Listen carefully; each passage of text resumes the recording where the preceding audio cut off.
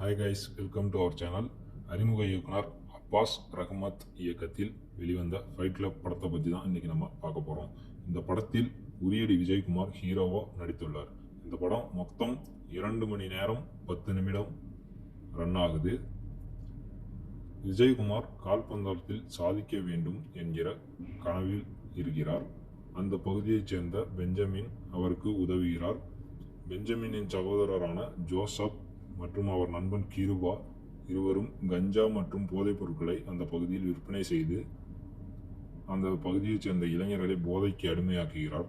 இதனால் கோபமடைந்த பெஞ்சமின் தனது தம்பி ஜோசப்பையும் அவர் நண்பர் கிருபாவையும் தாக்குகிறார். இருவரும் சேர்ந்து பெஞ்சமினை கொலை செய்கிறார்கள்.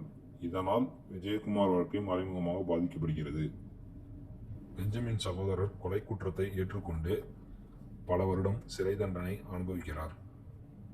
அவர் நண்பன் கிருபா தொழிலதிபர் மற்றும் அரசியல்வாதியாக வளர்ச்சி அடைகிறார். பல வருடங்களுக்கு பின் சிறையில் இருந்து வெளிவருகிறார் பெஞ்சமினின் சகோதரர் ஜோசப்.